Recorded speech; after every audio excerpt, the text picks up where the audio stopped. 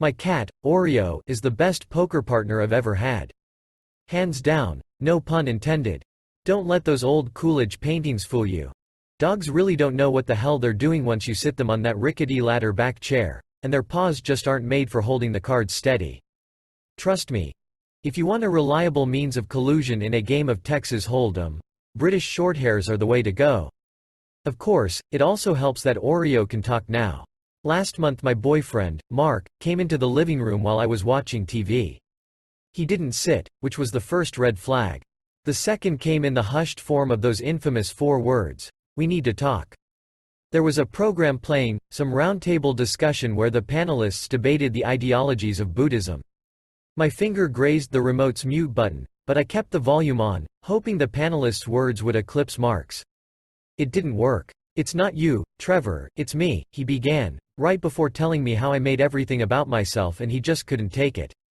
I said nothing because I didn't want to prove his point. Then he left and took 18 months of memories with him into the dusty Las Vegas night. Well, I decided to follow the teachings of the show and take the Buddhist approach, 4 Budweisers and 2 joints. When that didn't work, I opted for the casino, since I was already losing things. It was on a whim that I grabbed Oreo, usually silent and antisocial, during one of his coughing fits, tucked him under my armpit like a 15-pound black and white football, and shambled out the door. We staggered downtown through the palm trees and lights of the Vegas Strip. Colors bright as the future illuminated the casinos. Eventually I chose one glowing hot pink named Flamingo. The bouncer out front stopped me before I could enter. He gestured to Oreo. "No cats allowed. He's a service cat, bro," I said, slurring my words. No. It wasn't until I offered him my last 2 joints, which I'd been saving for after the casino, when I could legally file for bankruptcy, that he finally relented. The stench of tobacco and desperation congested the casino. In the poker room we sidled up to a sparsely populated table. Oreo sat on the chair beside mine.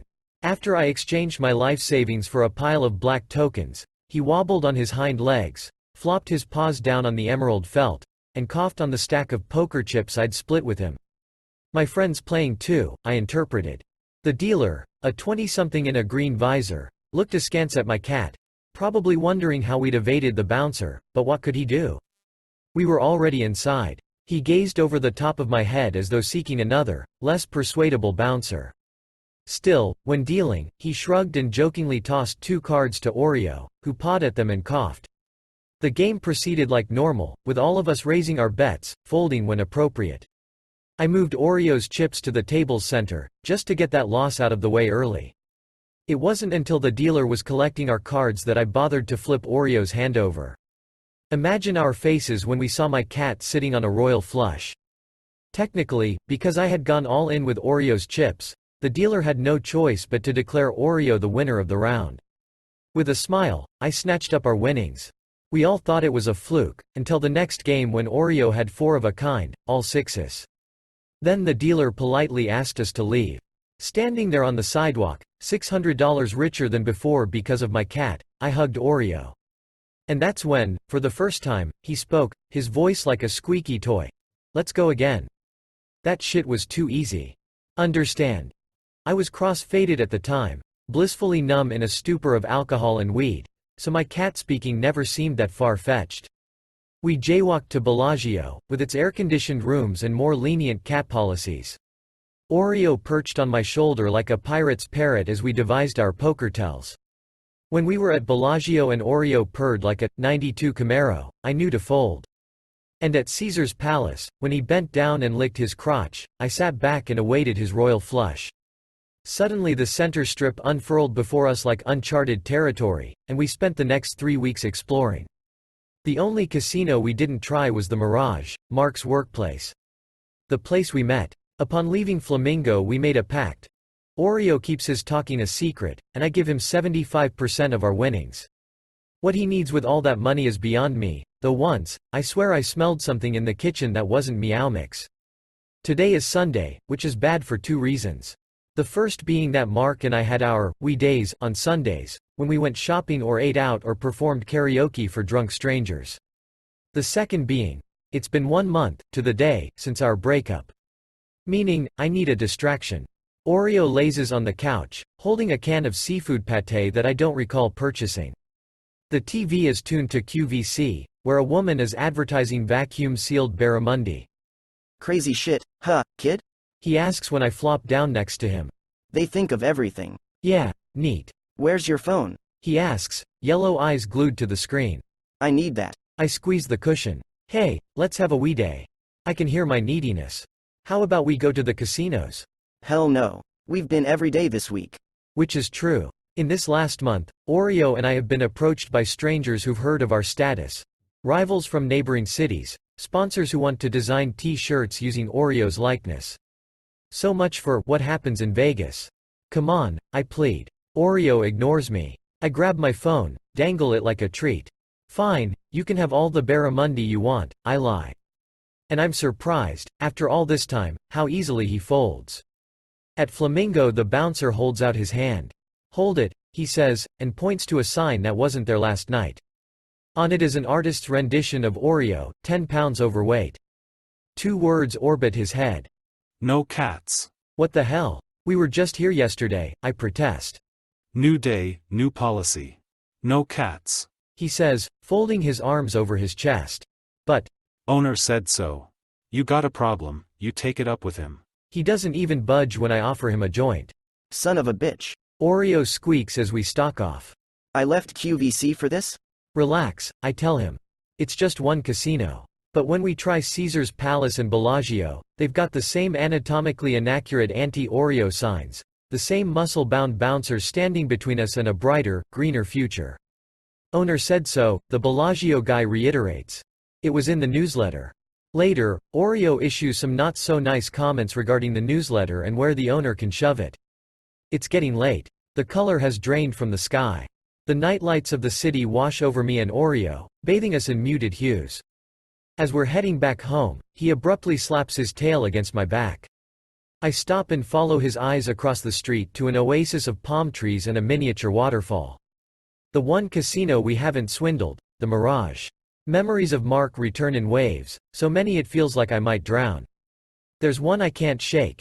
Me sitting down at his empty blackjack table on the night we met.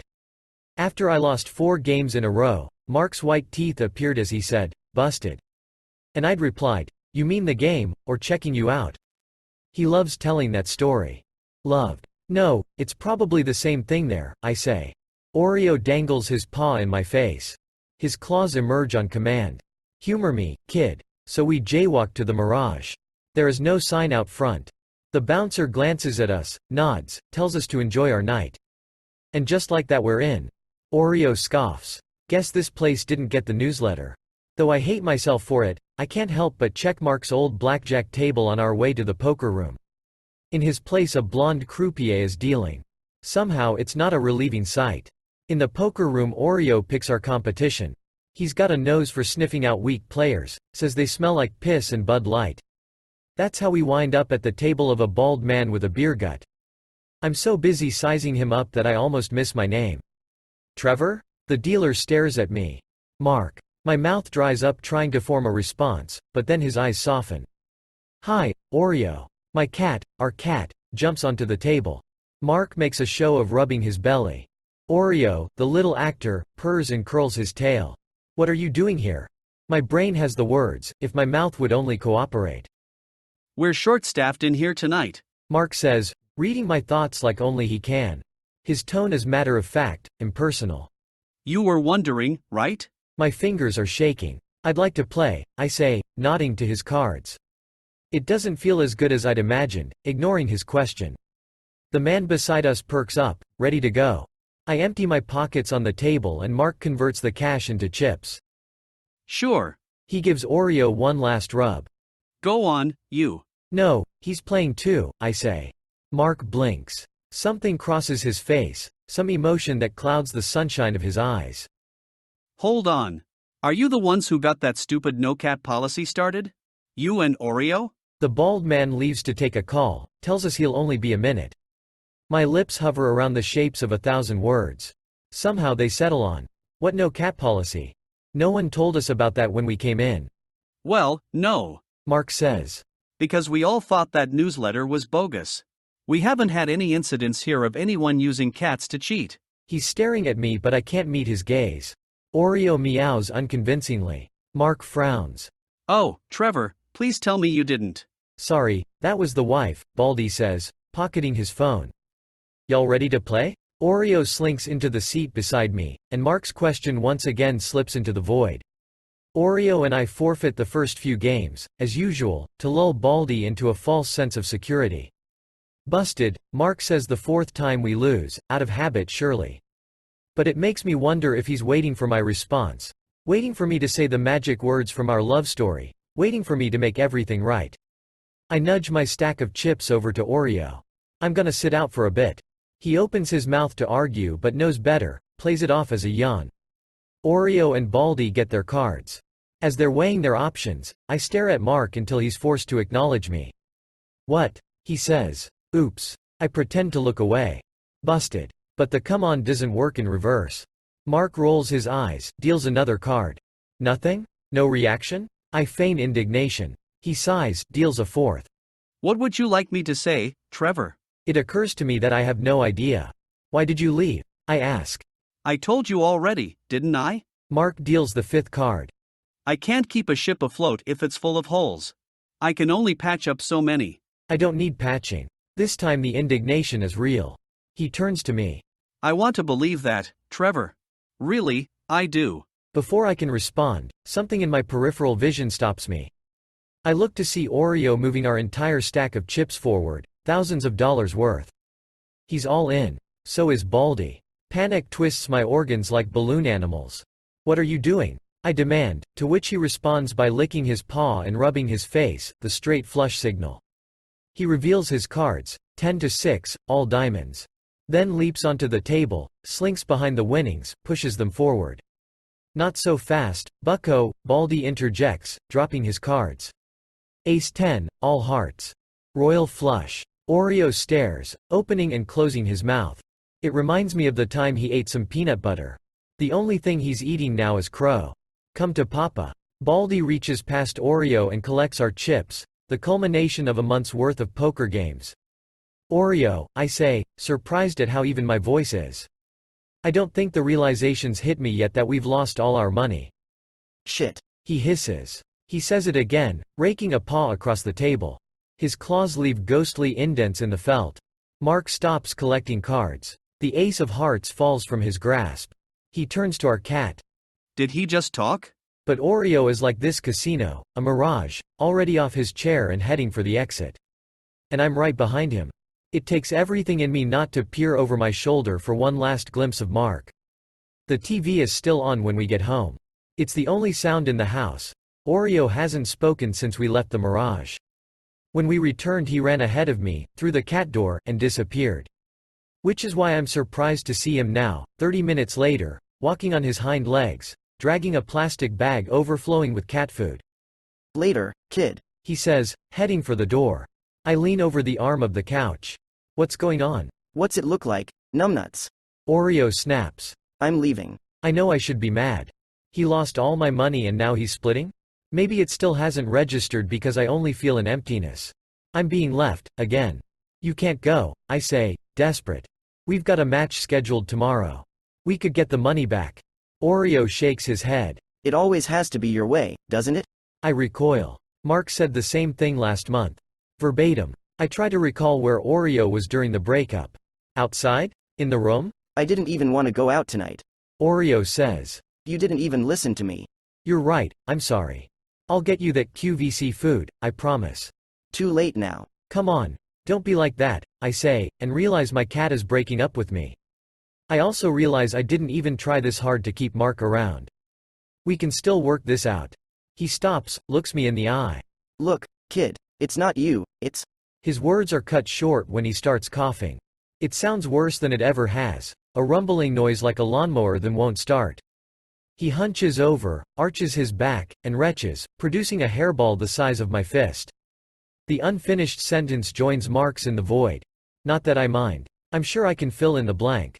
We stare at the soggy, matted clump by my feet. Entranced, Oreo paws it like a ball of yarn. Then he looks at me, blinks his disinterested yellow eyes, mules. Dropping down on all fours, he pads to the cat door. Oreo? He doesn't respond. Wait. What about your stuff?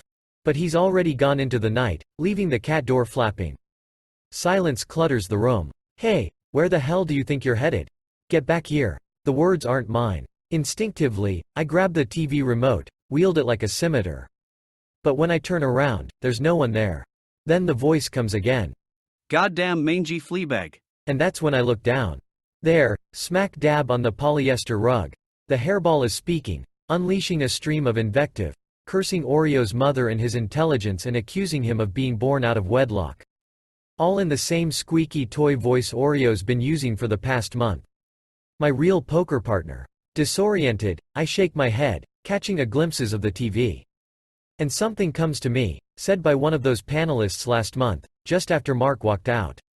A Buddhist woman on the show had likened the process of reincarnation to upgrading a cell phone. It's like a new shell for something from the past. You come back as a different version of your old self. Hopefully better, wiser. I'm not sure why I remember this, I'm agnostic. But that's what I'm thinking about when I take a step forward. How people come back, how they can change. How when Oreo comes back through the cat door, he'll be voiceless, altered. Maybe it wouldn't be for the worse. I'm still thinking about that when grab the screaming hairball, I step outside, and dump it in the trash can. The night grows quiet and still around me. On the couch, awaiting Oreo's reincarnation, I flip through the muted TV channels. There's an Allstate commercial promoting accident forgiveness. According to the Weather Channel, this week looks bright. Things are finally starting to warm up. Before I can stop myself, I grab my phone and scroll through the contacts list until Mark's name and number materialize. And maybe it's desperate, extrapolating romantic advice from a weather forecast. But maybe it's not. Maybe I've changed too. Maybe I'll know what to say this time, how to play my cards better, wiser. I give Mark a call and wait for what happens next.